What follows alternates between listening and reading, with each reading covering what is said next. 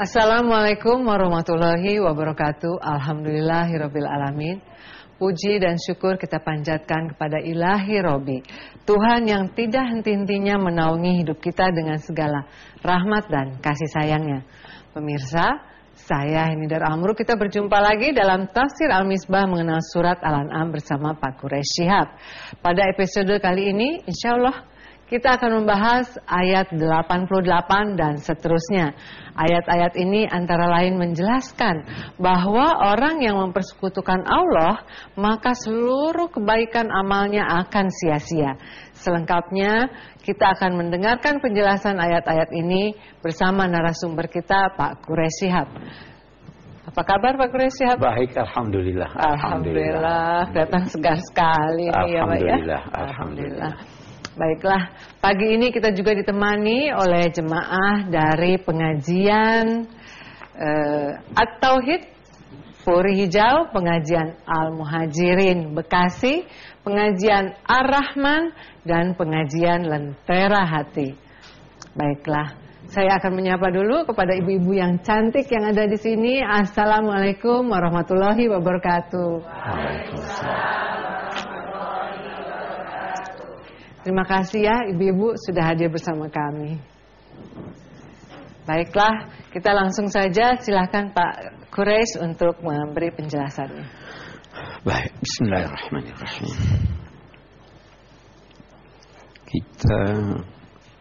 Baik. Episode yang lalu kita menjelaskan tentang keistimewaan Nabi Ibrahim. Ajaran pokoknya yaitu keesaan Allah. Juga ayat-ayat yang lalu itu menjelaskan anugerah Allah kepada Nabi Ibrahim. Disebutlah keturunan-keturunannya, ya kan? Disebut Ishak, Yakub, sampai kepada Ismail, wa Ilyasa, wa Yunus, Lut, dan lain-lain sebagainya. Semua itu yang disebut itu telah mendapat petunjuk Allah. Nama-nama yang disebut itu adalah orang-orang yang dicintai Allah, orang-orang yang mendapat petunjuk Allah. Nah, ayat yang akan kita terangkan ini menyatakan demikian. Zalika hudallah, a'udzubillahi minasyaitonir rajim. Zalika hudallahi yahdi bihi may yasha'u min ibadihi.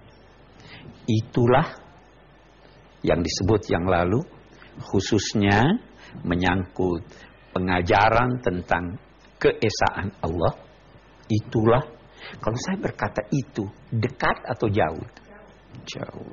Sesuatu yang tinggi kedudukannya, saya katakan itulah. Iya. Keyakinan tentang keesaan Tuhan itu sangat mulia, kedudukannya sangat tinggi. Itulah petunjuk Allah yang Allah memberi petunjuk dengannya siapa yang dikehendaki dari hamba-hambanya. Saya bisa berkata begitu. Petunjuk Allah itu, melalui petunjuk itu, Allah memberi petunjuk hamba-hambanya yang Allah kehendaki untuk memperoleh petunjuknya. Tapi kita harus garis bawahi, kehendaknya itu berdasar kehendak yang bersangkutan. Episode yang lalu kita akan jelaskan kan bahwa hidayah Tuhan ada dua macam. Ya. Allah menghendaki, yang pertama menjelaskan. Allah menghendaki dalam arti kata menjelaskan dan mengantar siapa yang dikehendakinya, dan yang dikehendakinya itu terlebih dahulu harus punya kehendak. Nah, baik, kita lanjutkan. Min ibadihi. Ibad itu jama' abd. Kalau saya berkata Abdullah, apa artinya? Hamba Allah. Nah, hamba Allah ini ada yang taat, ada yang durhaka. Ya kan? Oke.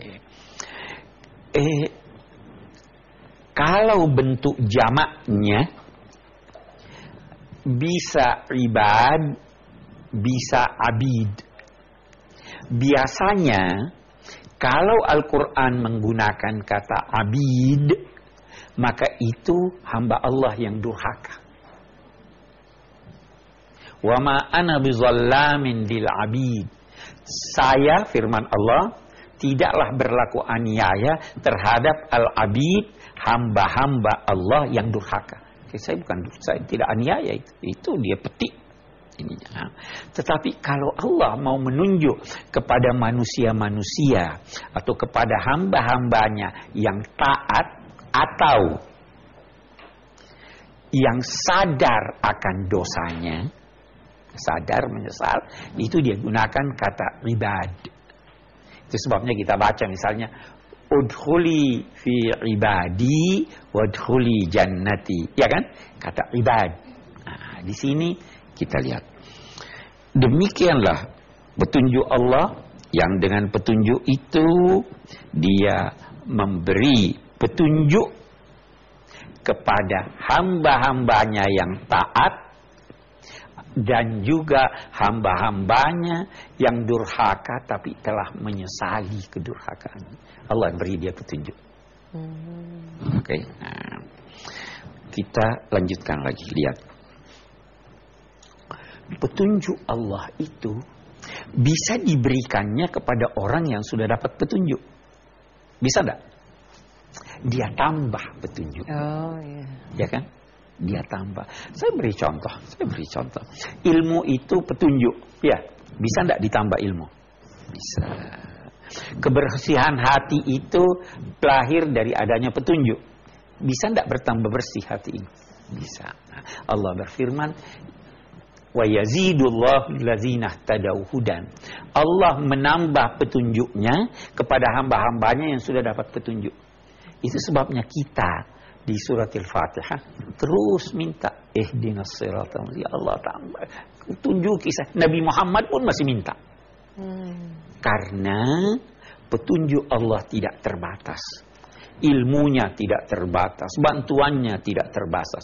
Nah, di sini dia katakan, demikianlah Allah memberi petunjuk siapa yang dikehendakinya dari hamba-hambanya, termasuk nabi-nabi itu yang sudah dicintainya, atau termasuk juga orang-orang yang bergelimang dosa, tetapi sudah sadar akan dosanya. Allah beri dia petunjuk.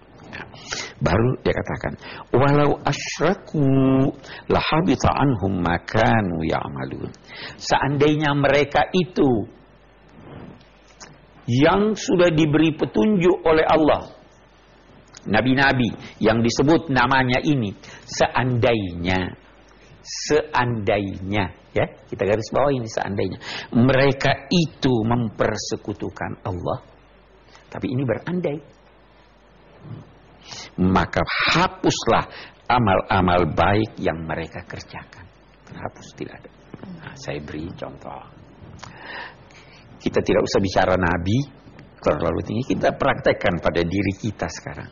Satu orang naik haji, amal baik. Kalau dia murtad, batal enggak hajinya? Batal hajinya. Iya kan? Untungnya, kata Imam Syafi'i, batal hajinya kalau kemurtadannya dia bawa mati.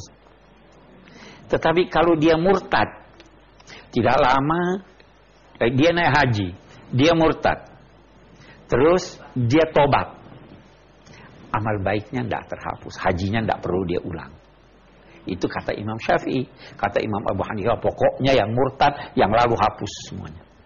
Di sini Allah menyatakan, kalau mereka musyrik, walaupun orang yang sangat saya cintai, walaupun Nabi Ibrahim seandainya musyrik, hapus amal-amal kebaikan yang mereka lakukan. Karena tidak lagi percaya pada keesaan Allah. Baik, terima kasih Pak. Pemirsa, sebelum kita mendengarkan lebih jauh lagi, kita akan jeda sejenak. Untuk itu tetaplah bersama kami dalam Tafsir Al